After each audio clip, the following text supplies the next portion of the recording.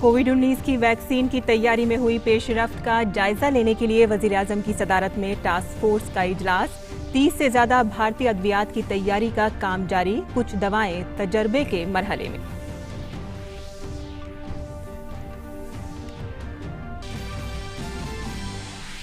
बैरूनी मुमालिक में फंसे 15,000 से ज्यादा भारतीयों को समुद्री और हवाई रास्ते से निकालने के लिए सबसे बड़ी मुहिम 7 दिन में 13 मुल्कों से लोगों को लाएंगे 64 तैयारे और 3 बहरी जहाज।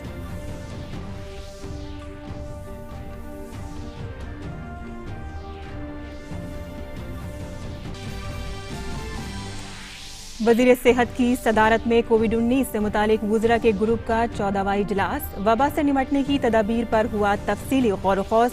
मरकज और रियासतों के इक़दामात का भी लिया गया जायजा।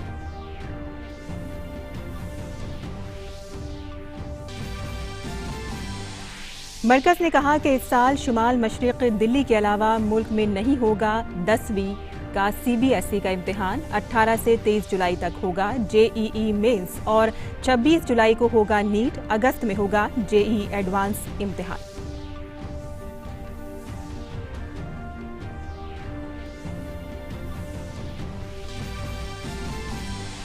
मुल्क में कोविड-19 के कुल एक्टिव मामलात की तादाद 31,967, 13,160 अफराद हुए सेहतियाब। अब तक 1,583 लोगों की कोरोना से गई जान।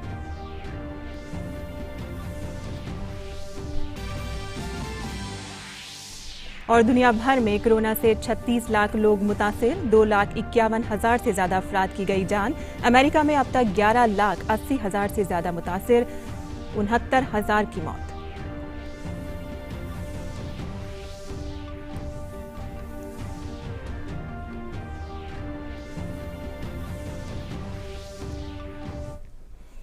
आदाब नाज़रीन, खबरनामे में आपका इस्तकबाल है। मैं हूं साइमा खान। अब खबरें तफसील से।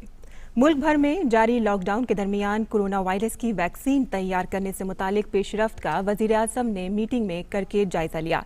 उन्होंने कोरोना वायरस के सिलसिले में तश्कील दिए गए टास्क फोर्स के इजलास की सदारत की। वज़ीर आज़म ने भारत में कोरोना वायरस की वैक्सीन की तैयारी, जाँच और टेस्ट से मुतालिक मौजूदा सूरत हाल का जायजा लिया। जो वज़ीर आज़म की मीटिंग में अहम नुकात लिए गए, उसमें वज़ीर आज़म ने वैक्सीन की तैयारी, दवा की खोज, बचाव और जांच से मुतालिक तमाम कोशिशों की सूरत हाल का जायजा लिया है। जहां आलमी सतह पर भारतीय वैक्सीन कंपनियां अपनी तैयारी की सलाहियतों के लिए मशहूर हैं। अभी तक 30 किस्म की वैक्सीन पर अलग अलग सतह पर काम हो रहा है। मौजूदा अद्वियात पर दोबारा से काम किया जा रहा है। नई तरह की दवा तैयार करने के साथ ही तजर्बागाह में उनकी जांच की जा रही है। पौधों में कोरोना वायरस कुछ अनासिर को ढूंढने पर जोर दिया गया ताकि वैक्सीन बनाने में मदद मिले। इस सिमत में कई एकेडमिक रिसर्च पर भी काम किया जा रहा है। नई स्टार्टअप भी अपना ताउन दे रहे हैं और वज़ीर आज़म ने एकेडमिक दुनिया, सनतों और हुकूमत से मिलकर काम करने की तारीफ की है। वज़ीर आज़म ने आपसी ताउन और तेज़ी के साथ वैक्सीन तैयार करने की सिमत का काम करने पर भी जोर दिया है।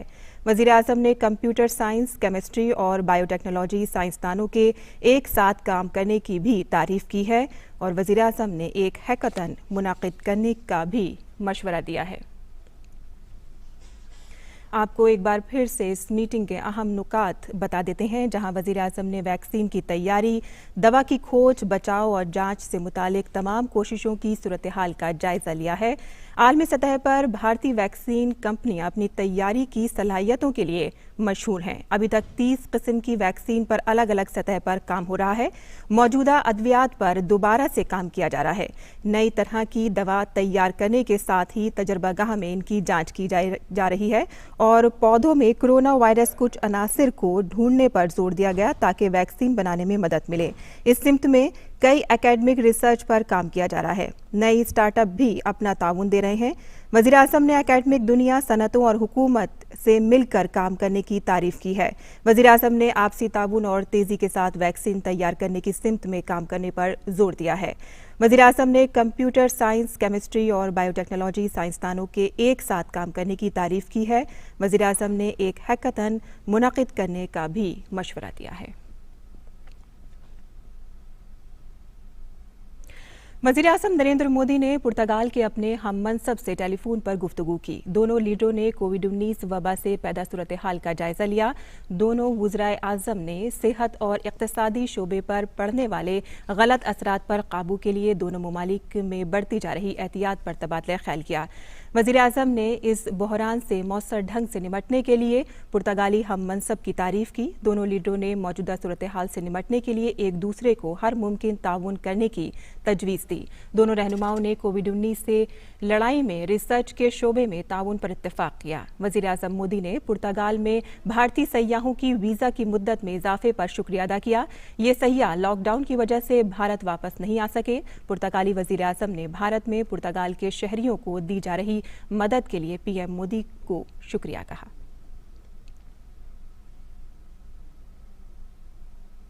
वजारत दाखिला में ज्वाइंट सेक्रेटरी पुण्य सलीला श्रीवास्तव ने बताया है कि बैरूनी ममालिक में फंसे भारतीयों की वतन वापसी का अमल कल से मरहलेवार शुरू होगा। इस काम में भारतीय बहरिया की मदद ली जा रही है। वजारत दाखिला ने बताया है कि दूसरी रियासतों में फंसे लोगों को लाने के लिए अब तक भारतीय रेल ने 62 श्रमिक स्पेशल ट्रेनों को शुरू किया है। वजारत दाखिला ने कहा है कि हिदायत के मुताबिक बाहर निकलते वक्त किसी भी शख्स के लिए मास्क लगाना जरूरी है। लोगों के लिए ये भी जरूरी है कि आपस में 2 गज की दूरी बनाए रखें। सड़कों और अवामी मकामात पर थूकना काबिल सजा जुर्म है। खुले में नशे पर भी पाबंदी है। लॉकडाउन के दौरान एक दुकान पर 5 से ज्यादा लोग जमा नहीं हो सकते हैं। मास्क लगाने के साथ साथ सोशल डिस्टेंसिंग पर अमल करना भी जरूरी होगा। शादी की तकरीबात या जनाजे में शामिल होने वालों की तादाद तय कर दी गई है। शादी में 50 से ज्यादा और जनाजे में 20 से ज्यादा लोगों के शामिल होने की इजाजत नहीं होगी। इन लोगों को भी सोशल डिस्टेंसिंग और चेहरे पर मास्क लगाना जरूरी है। लॉकडाउन के दौरान कंपनियों के लिए भी वजारत दाखिला ने ज़ाब्ते तैयार किए हैं। दफातर में हैंड वॉश, सैनिटाइजर और साफ सफाई लाजमी है। काम के दौरान मुलाजमीन के चेहरों पर मास्क जरूरी है। दफातर में सोशल डिस्टेंसिंग पर अमल भी जरूरी है। स्टाफ को अलग अलग लंच ब्रेक दिया जाएगा ताकि दूरी बनी रहे। तमाम मुलाजमीन के लिए आरोग्य सेतु ऐप का इस्तेमाल जरूरी है।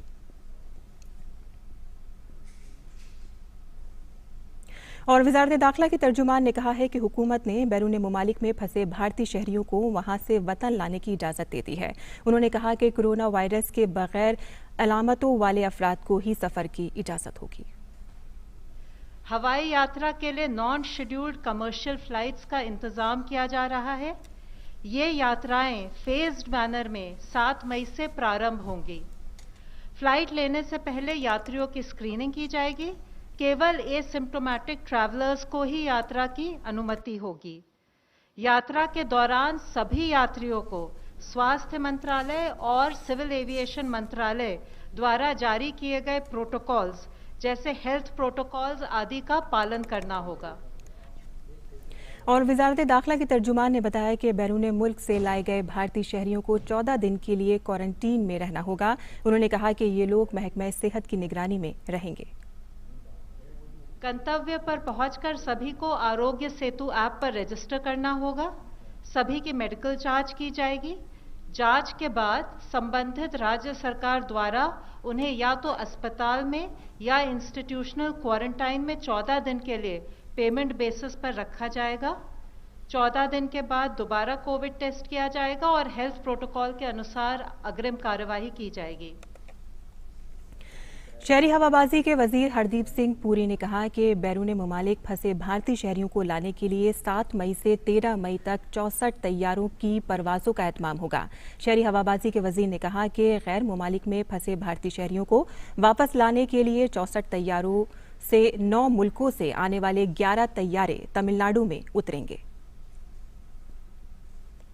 और बैरून ममालिक से भारतीयों को लाने के लिए बहरिया ने ऑपरेशन समंदर सेतु शुरू किया है। इसके तहत 8 मई से लोगों को निकालने का पहला मरहला शुरू होगा।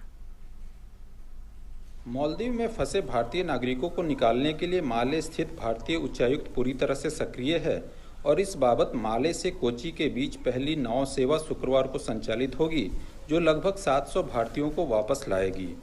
शुरुआत में उन लोगों को प्राथमिकता दी जा रही है जो निजी चिकित्सा आपदा या रोजगार सेवाओं से प्रभावित हैं।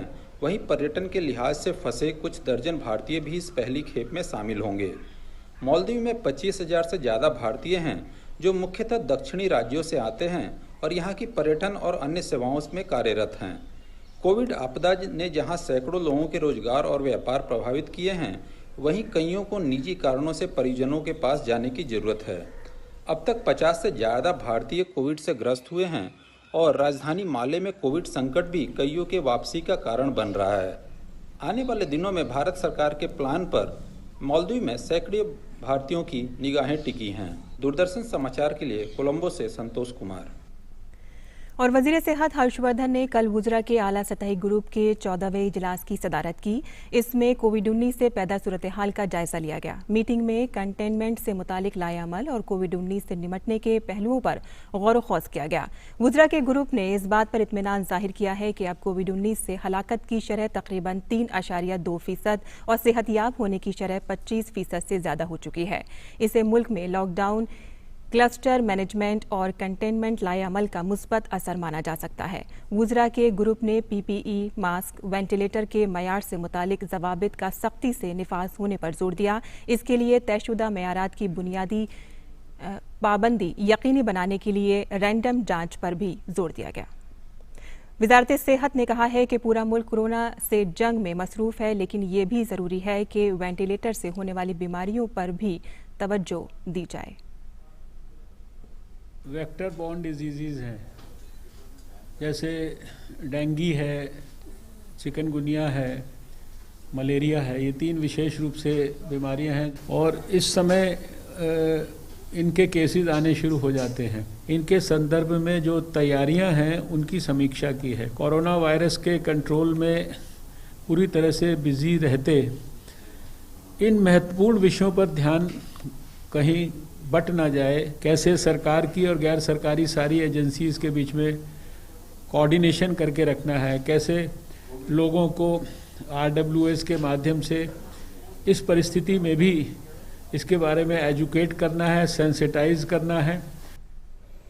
और अब मुल्क में कोरोना वायरस की ताज़ा सूरत हाल पर नज़र डाल लेते हैं, जहां भारत में कोरोना के एक्टिव मामलात की तादाद 31,967 हो गई है, जबकि 13,160 मरीज मुकम्मल तौर पर सेहतयाब हो चुके हैं। इस वायरस के नतीजे में 1,583 लोगों की मौत हो चुकी है। हुकूमत की कोशिश है कि लॉकडाउन की मदद से कोरोना पर काबू पाया जा सके। हुकूमत लोगों से अब मुसलसल अपील कर रही है कि वो अपने घरों में ही महदूद रहें और लॉकडाउन की हिदायत पर अमल करें।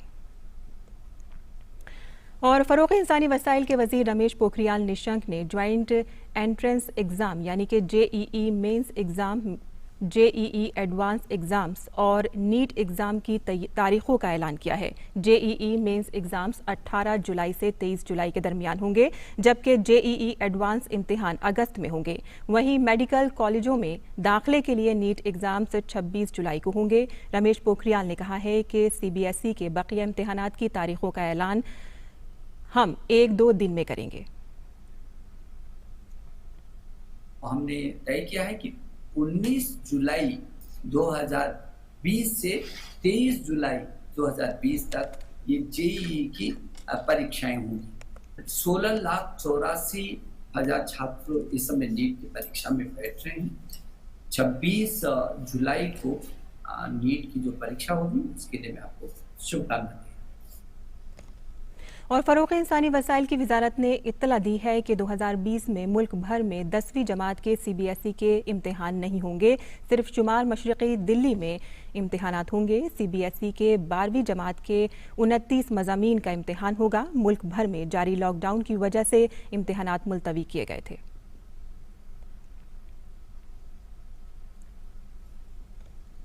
और लॉकडाउन के तीसरे मरहले के बाद महाराष्ट्र हुकूमत ने शराब की दुकानों को कुछ शराइत के साथ खोलने की इजाज़त दी थी, लेकिन मुंबई म्यूनिसिपल कॉरपोरेशन की एक नई हिदायत के मुताबिक शराब की तमाम दुकानों को फौरी तौर पर बंद करने का हुक्म जारी किया गया है। अब मुंबई में शराब की दुकानें नहीं खुलेंगी, सिर्फ ज़रूरी सामान की दुकानें खुली रहेंगी। दरहकीकत BMC ने यह फैसला शराब की दुकानों के बाहर हुजूम के जरिए सोशल डिस्टेंसिंग पर अमल न करने के बाद लिया है। नया हुक्म जारी करते हुए मुंबई मेट्रोपॉलिटन कॉरपोरेशन के कमिश्नर ने कहा कि मुंबई में सिर्फ मेडिकल और राशन की दुकानें खोली जाएंगी, दूध, सब्जियों और फलों की दुकानें भी खुली रहेंगी।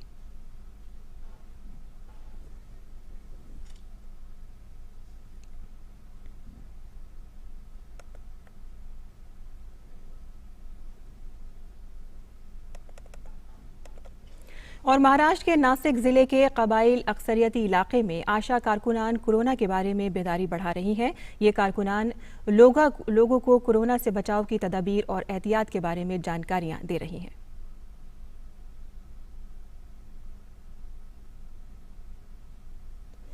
और पीआईबी ने व्हाट्सएप पर फैलाई जा रही उस अफवाह को मुस्तरद कर दिया है कि लॉकडाउन के 17 मई तक बढ़ने की वजह से मोबाइल कंपनियों ने तमाम सारिफीन को मुफ्त इंटरनेट डेटा देने का ऐलान किया है। पीआईबी फैक्ट चेक ने ट्वीट करके वाज़ेह किया है कि ये दावा बिल्कुल गलत है। मवासलात के महकमे ने ऐसा कोई ऐलान नहीं किया है। और दुनिया भर में कोरोना इन्फेक्शन से मरने वालों की तादाद 2,54,000 से तजावुज़ कर गई है। इस वक्त कोरोना इन्फेक्शन से 36 लाख लोग मुतासिर हैं। अमेरिका में इन्फेक्शन से मरने वालों की तादाद सबसे ज़्यादा यानी कि 70,000 से ज़्यादा हो गई है। इसके बाद बरतानिया है जहां 29,000 से ज़्यादा लोगों की मौत हुई है, जबकि इटली में 29,315, स्पेन में 25,613 और फ्रांस में 25,543 लोगों की इन्फेक्शन से मौत हो चुकी है। अमेरिकी सदर डोनाल्ड ट्रंप ने वजाहत की है कि व्हाइट हाउस ने कोरोना टास्क फोर्स को खत्म करने का फैसला किया है। उन्होंने कहा है कि टास्क फोर्स ने अपना काम बाखूबी अंजाम दिया, लेकिन अब इसमें तब्दीली की जाएगी।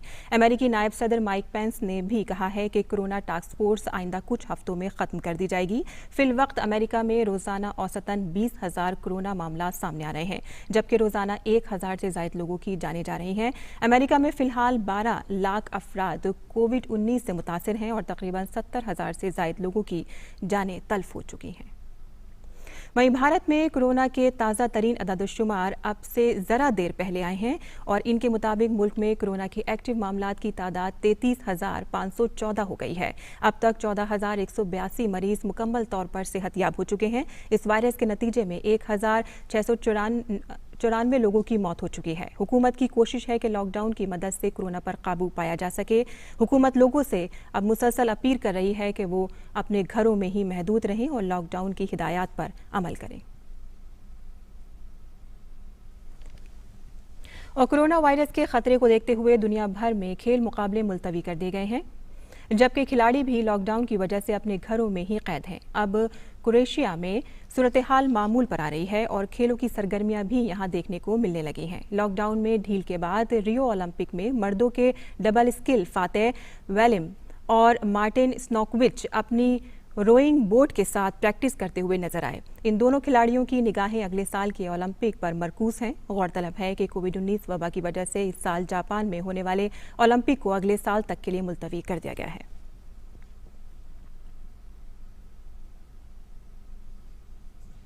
और एक तरफ जहां पूरी दुनिया कोरोना की वजह से इंसानी जानों को बचाने की जंग लड़ रही है, वहीं एक सोमालिया से एक अफसोसनाक खबर आई है, जहां कोरोना वायरस के खिलाफ जंग में मदद फराहम करने वाला तैयारा गिरकर तबाह हो गया है। इस हादसे में तैयारे में सवार तमाम 6 अफराद हलाक हो गए हैं। सोमालिया की खबररसा एजेंसी ने कहा है कि तैयारा अफ्रीकी एक्सप्रेस एयरवेज का था और वो कोरोना वायरस के खिलाफ जंग में इस्तेमाल किए गए सामान की फरहमी करने जा रहा था। हवाई जहाज के हादसे की असल वजूहात का पता नहीं चल सका है। मुताल्लिका एजेंसी हादसे की वजह की तहकीकात कर रही है।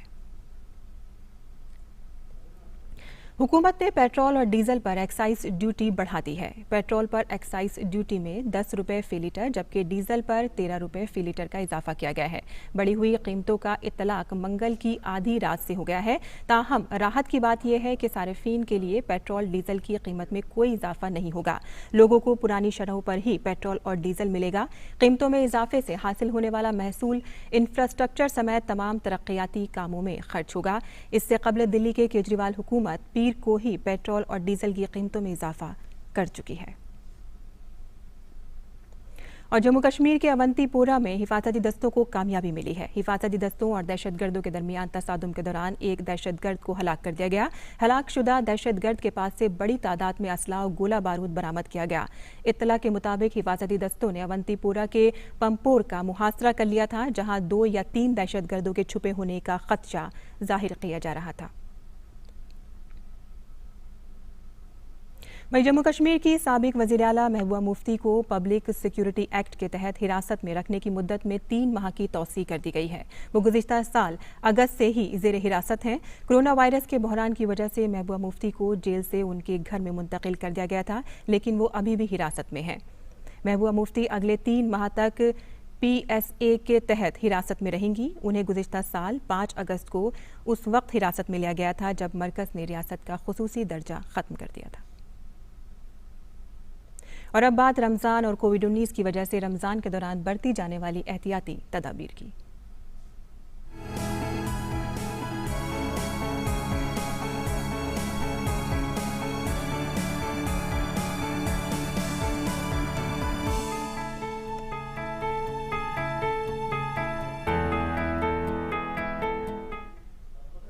रमज़ानुल मुबारक में रखे जाने वाले रोज़े इंसान की ज़िंदगी पर कई तरह से मुस्बत असर डालते हैं। बुराइयों से परहेज़ के लिए ज़रूरी इरादे की मजबूती को भी रोज़ा बुलंदी अता करता है। रोज़ा एक इबादत के साथ साथ इंसानी शख्सियत की तकमील में भी अहम किरदार अदा करता है। रोज़ा दरअसल इंसानी इरादे की मजबूती का इजहार है। रमज़ान की महीने भर की रियाजत इंसान की मजबूत क़ुव्वत इरादी के लिए एक मश्क की तरह है।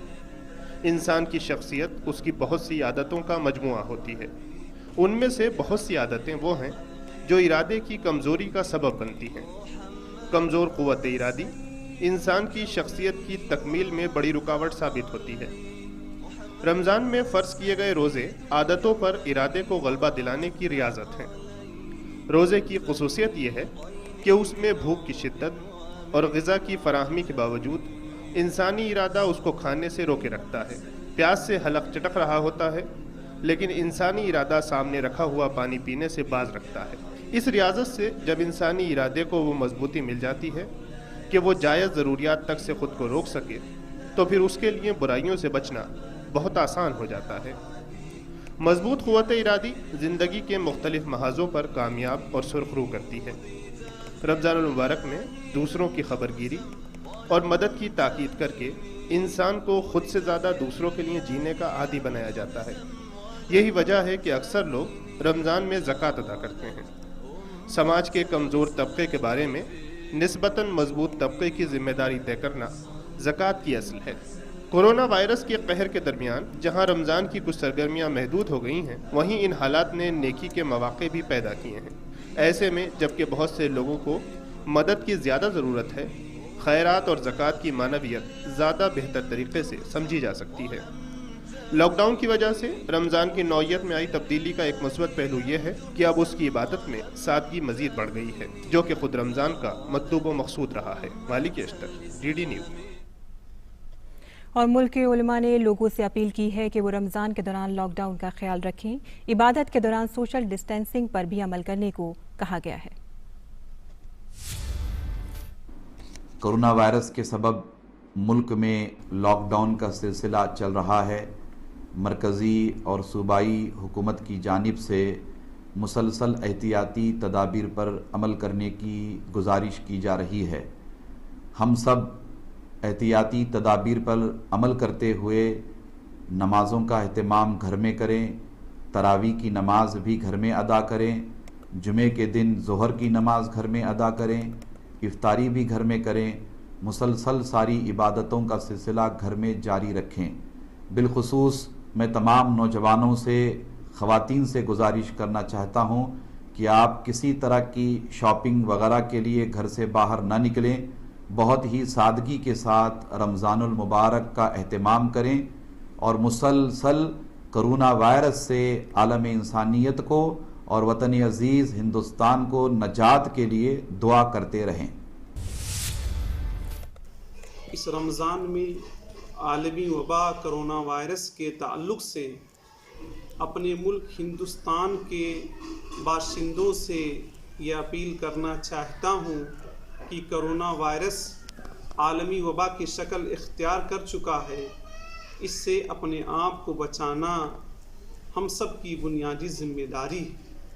लिहाजा बिला ज़रूरत घर से बाहर ना निकले, सोशल डिस्टेंस का ख़ास ख्याल रखें। इस माह मुक़द्दस रमज़ान में बार बार वज़ू करें और ज़्यादा से ज़्यादा कुरान मजीद की तिलावत करें। नमाज और तरावीह अपने घरों पर ही अदा करें। हमारी माएँ और बहनें शॉपिंग से बिल्कुलिया परहेज़ करें। इस माह मुक़द्दस रमज़ान में कोरोना वायरस की वजह से जो लोग परेशान हैं उनकी मदद करें और उन्हें हौसला दें।